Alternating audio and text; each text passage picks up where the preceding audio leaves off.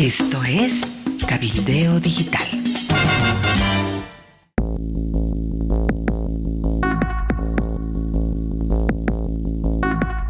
Hola amigos, bienvenidos. Estas son las noticias de último momento.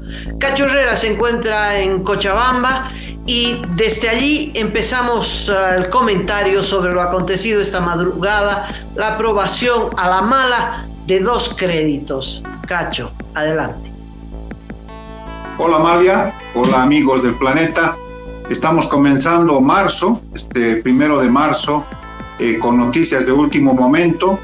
Después de la violencia que hubo en la Cámara de Diputados, esta presión enorme que ejerció el arcismo con cierre del hemiciclo, la encadenada de la puerta de acceso al hemiciclo parlamentario, todo lo que se ha visto en las últimas horas y que ha sido noticia mundial, Amalia. Varias agencias internacionales reflejaron lo que pasó la pasada jornada en la Cámara de Diputados. Bueno, esta madrugada aprobaron ya 3 de 7 créditos. Esta madrugada han aprobado 2. Más o menos ya van por los 332 millones de dólares de los 750 que tienen que aprobar. Se aprobó un crédito por 56 millones de dólares del Fonplata para la construcción del pavimento de Faja Norte y Yapacaní, y se aprobó también un crédito por 100 millones de dólares para la atención de emergencia del COVID-19. Es un crédito que estaba un poco retrasado ya hace bastante tiempo, más el crédito que se aprobó la semana pasada de 176 millones de dólares para el tramo de Confital y Bombeo en la doble vía Cochabamba-Oruro. Entonces ya vamos por los 332. Están en tiempo y materia, es una sesión por tiempo y materia. Les faltan 4 créditos externos y no se sabe si después de esto van a aprobar las leyes 073 y 075. Toda esta cuestión bochornosa que antecedió a lo que son las votaciones, de alguna manera ahora están en calma. Y lo extraño, Amal, es que hay mayoría, están votando por mayoría.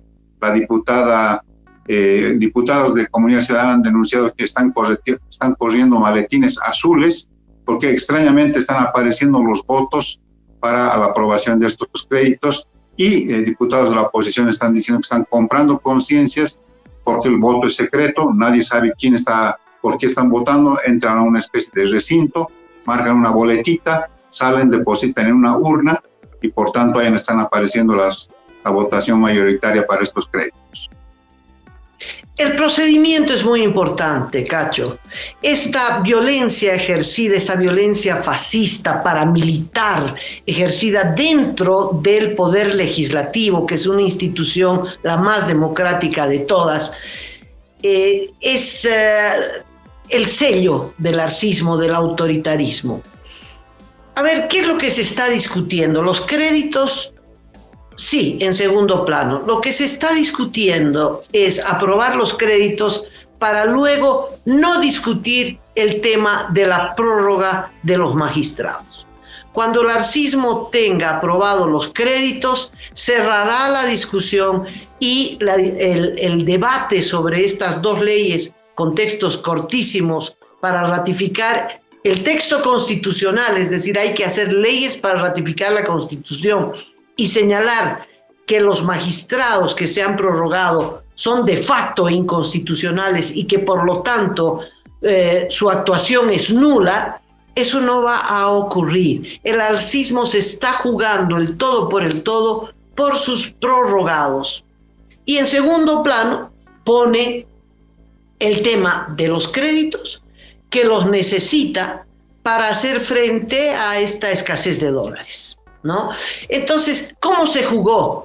Con el método paramilitar. Introdujo al Parlamento a decenas, si es que no cientos, de personas ajenas a la actuación parlamentaria, gente de los grupos de choque, para empujar, presionar, encerrar y secuestrar al Poder Legislativo, y lo lograron. secuestraron al poder legislativo y las diputadas, porque en su mayoría eran mujeres que habían tomado la testera para no permitir el tratamiento de los créditos, buscando un cambio en el orden del día y discutir primero el tema de las prórrogas, resulta que fueron atacadas. Fueron atacadas, Cachito, con una violencia salvaje.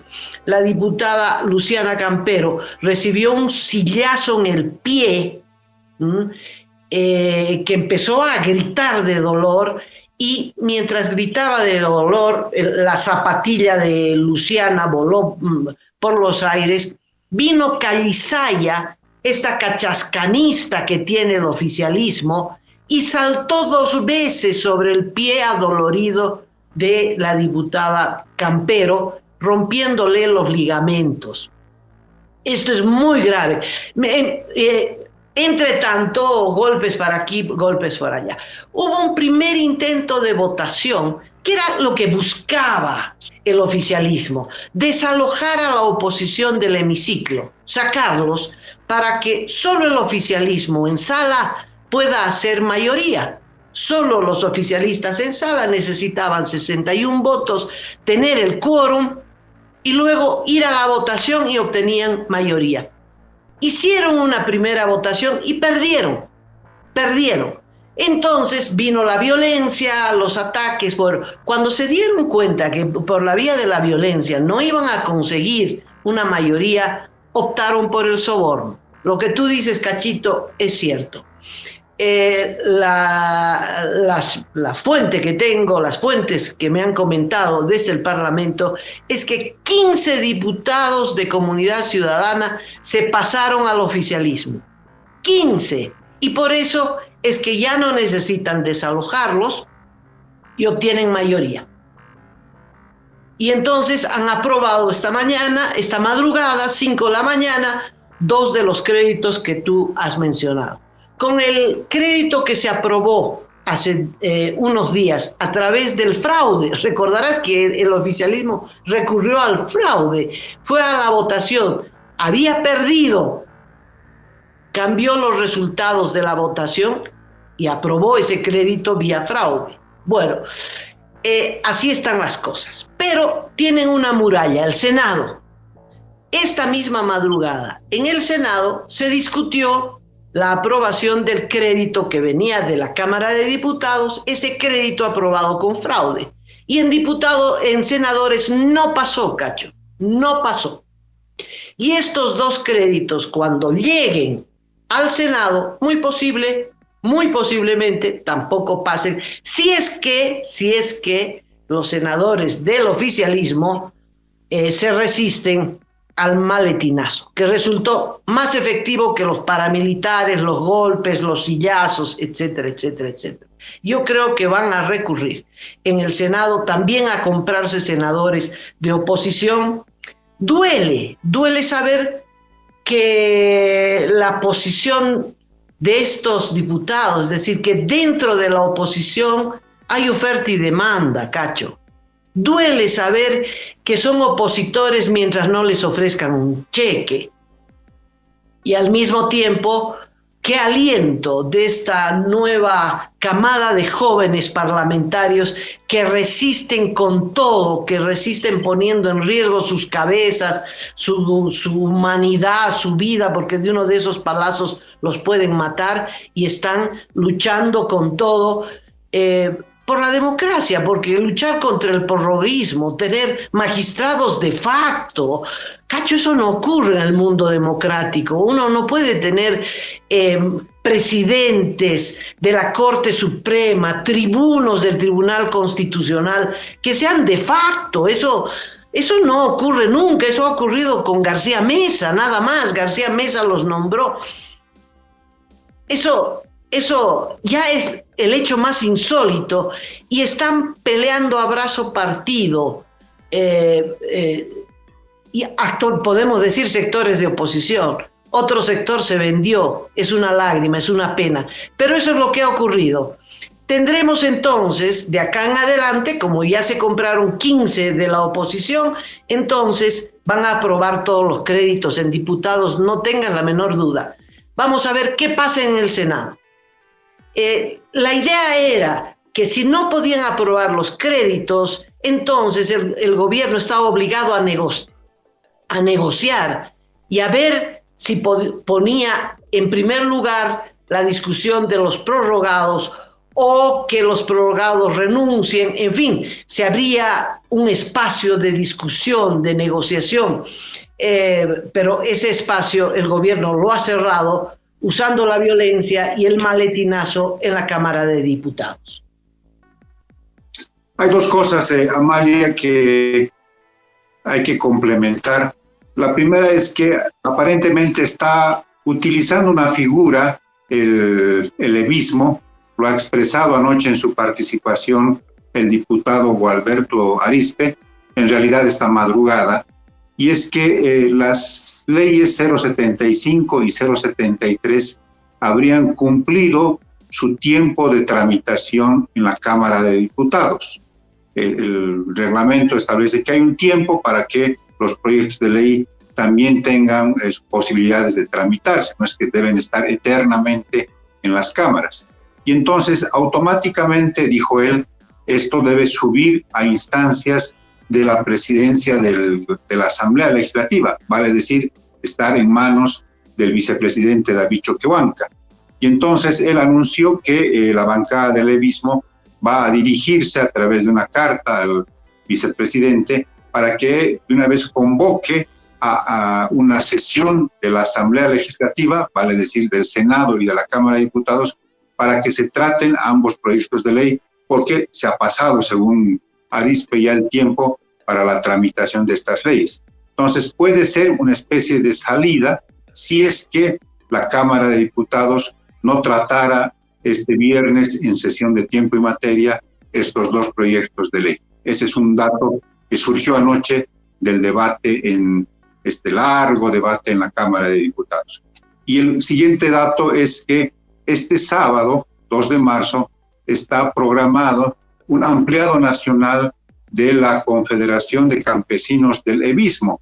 Te acordarás, Amalia, que se reunieron hace unas semanas los campesinos ligados al levismo, le dieron una especie de ultimátum al gobierno para que aprueben estas leyes antiprórroga. Bueno, parece que no va a ocurrir y por tanto esta reunión que va a haber este fin de semana en Cochabamba seguramente, entonces va a definir algún tipo de acción, algún tipo de medida. ¿Qué quiero decir con esto? Que se están jugando varias cartas, no está totalmente cerrado el asunto.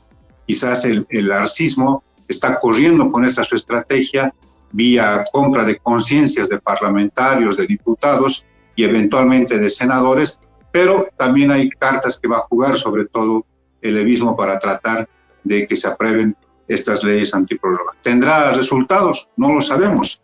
¿Podrá de alguna manera bloquear, tratar de que se puedan aprobar estas dos leyes antiprórroga? No lo sabemos. También hay una resolución de la Comisión Mixta de Constitución que establece que deben cesar en sus funciones los magistrados que ilegal e inconstitucionalmente siguen ejerciendo cargos en el país. Entonces, hay que estar atentos, hay que estar a pie juntillas, como se dice comúnmente, viendo qué es lo que pasa con toda esta discusión parlamentaria, con lo que ocurra primero en la Cámara de Diputados y luego en el Senado.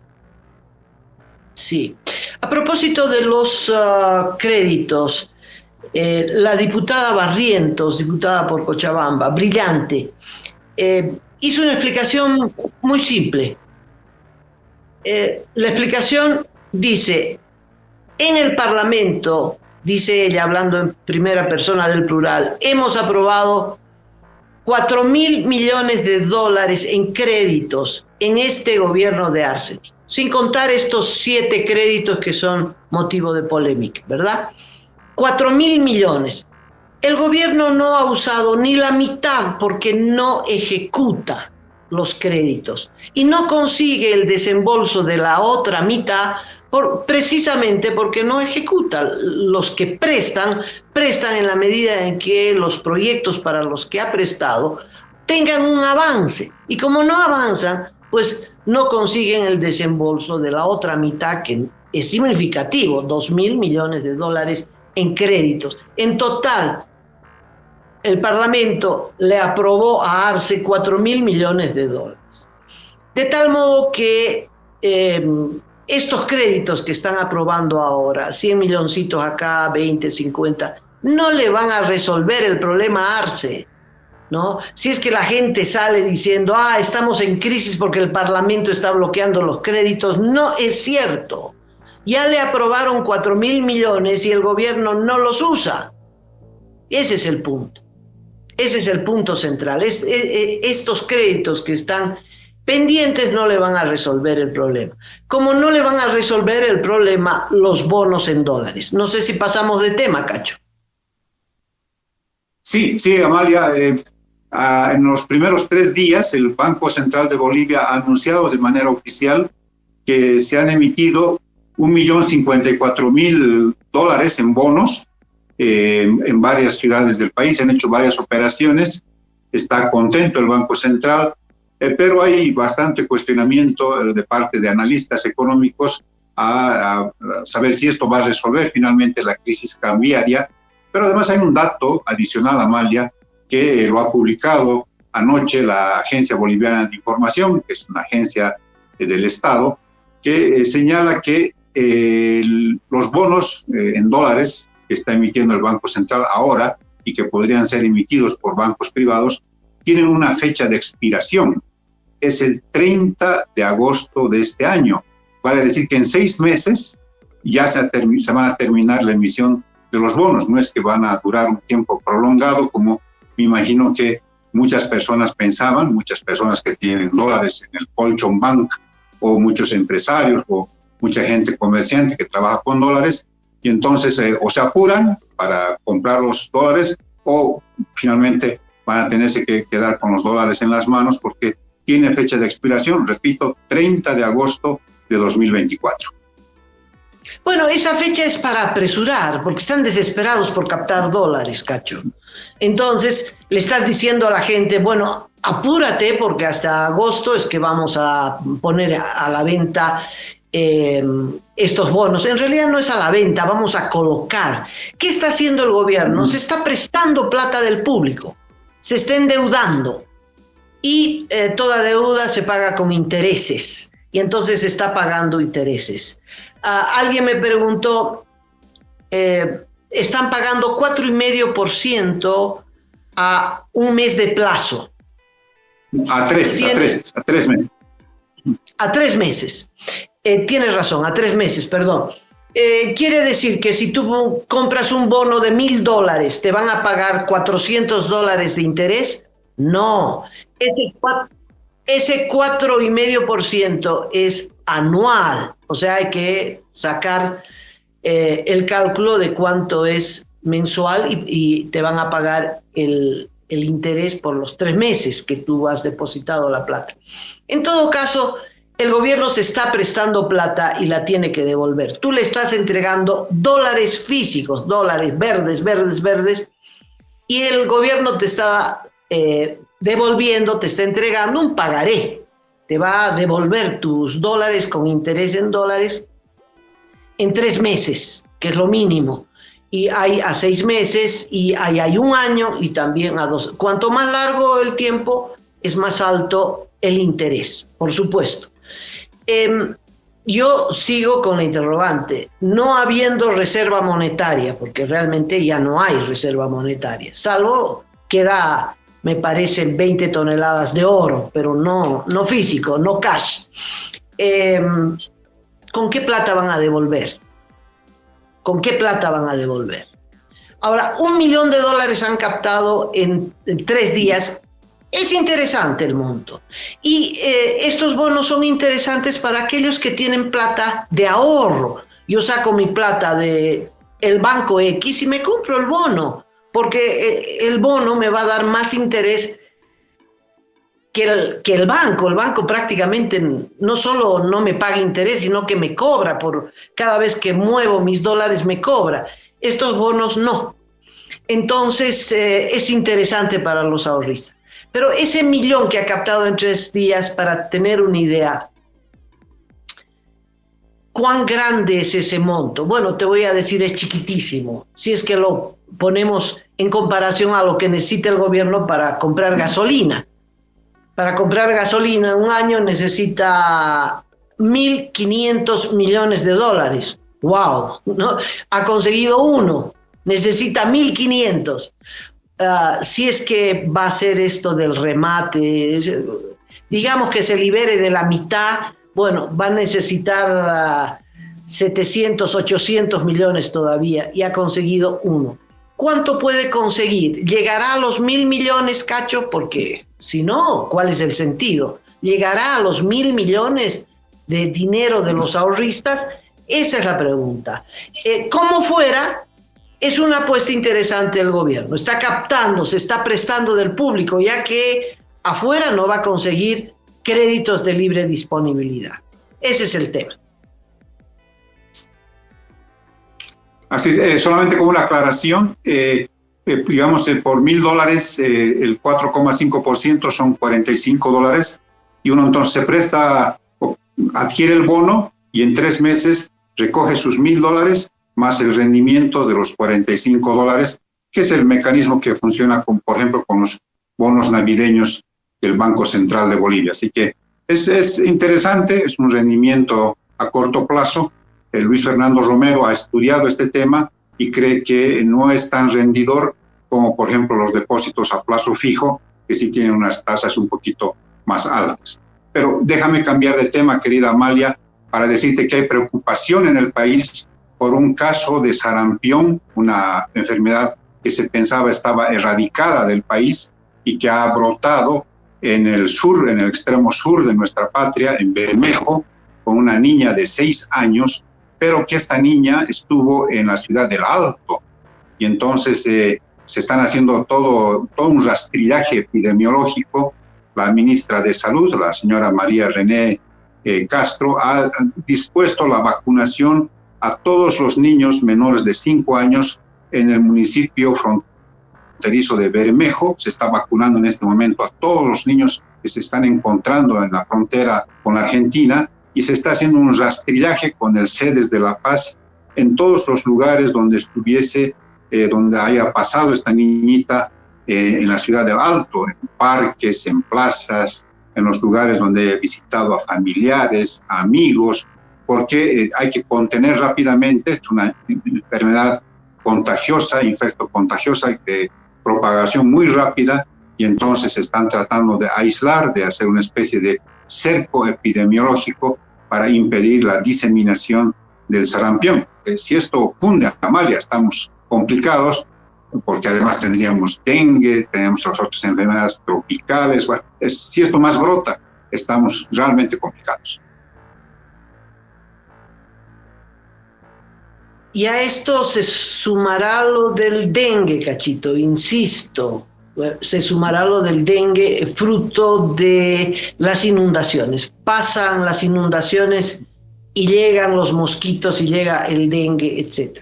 A propósito de inundaciones, lo de Cobija ya no tiene nombre, están bajo agua. Pero no es bajo agua 1 metro, es decir, las casas se llenaron, apenas se ven los techos, se están usando pues canoas y lanchas para poder recorrer de un lado a otro. La situación es realmente grave. Fue un desborde del río Acre que no se había visto, o por lo menos que no lo habíamos visto en nuestra vida, ¿no? Tal vez antes, no sé, pero no tengo antecedente de algo tan grave. Sí, un diluvio.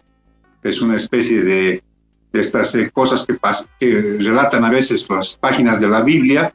Y esta jornada se está reuniendo el COE departamental. La alcaldesa declaró zona de desastre y ahora le está correspondiendo al nivel departamental al gobernador Regis Richter declarar ahora en las próximas horas emergencia departamental. Y entonces no solamente va a ser Cobija, sino el departamento de Pando, porque además de Cobija, Volpebra y otros municipios están seriamente afectados, y entonces va a corresponderle ya a nivel central del Estado, que ha estado haciendo su parte. Hay que reconocer que Defensa Civil se está moviendo muy bien para atender las emergencias, pero me imagino que van a activar otro tipo ya de mecanismos, no solamente para atender la emergencia, sino las labores de reconstrucción, de salvataje, de ayuda económica. Es muy grave lo que está pasando en Cobija y en Pando. Y además, Amalia, estamos a 22 días del censo. Ayer estuvo el director del INE en Cobija para coordinar acciones para ver cómo se va a encarar la realización del censo en todos estos barrios y comunidades que han quedado bajo el agua, inundados, y entonces seguramente van a desarrollar también operativos especiales para la realización del censo el 23 de marzo. Bueno, y no veo una campaña tan intensa para reclutar a quienes puedan censar. Además, se requiere que las personas voluntarias reciban algún tipo de capacitación, en fin. Si no se apuran, las cosas no vienen bien. Y este censo es muy importante porque no puede naufragar, no puede fracasar, porque de este censo dependen muchas políticas, no solo públicas, pero redistribución de los ingresos, redistribución de los curules, en fin, hay un montón de cosas que dependen de este censo por el que el pueblo boliviano ha luchado, ha tenido que luchar. El gobierno no quería hacer censo, de tal modo que esperemos que el número de voluntarios para hacer el censo pueda aumentar. Así es, Amalia, y quizás ya para despedirnos tenemos que irnos con una noticia grata, quizás feliz para muchos defensores del medio ambiente, Amalia, y es que ayer los guardaparques Marcos Ustiano y Raúl Santa Cruz vencieron al abuso del cooperativista Ramiro Cuevas y a este abuso en concomitancia con la injusticia en nuestro país, pero vencieron en una audiencia judicial y fueron declarados inocentes, fueron absueltos de estas acusaciones de este cooperativista minero en Apolo.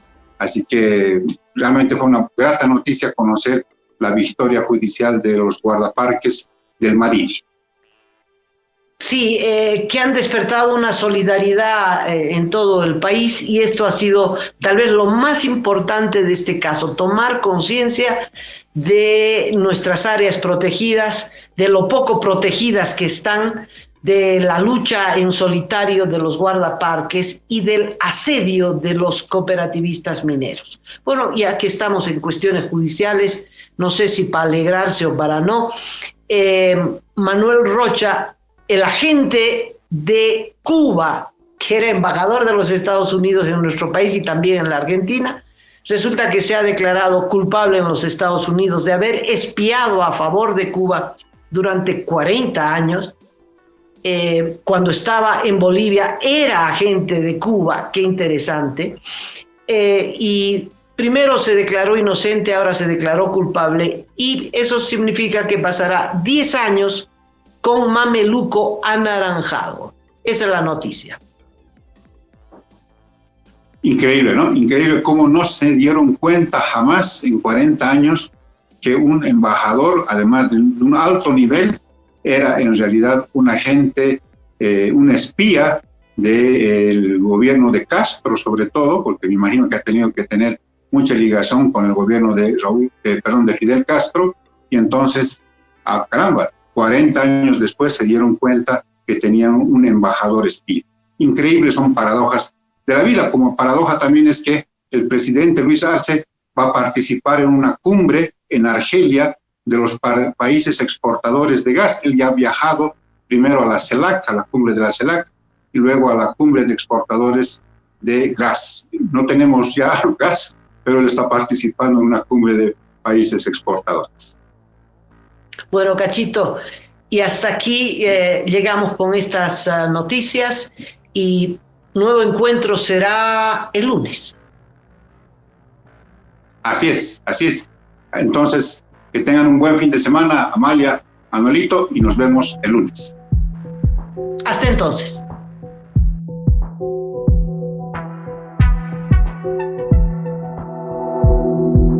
aporta a Cabildeo Digital y apoya al periodismo independiente.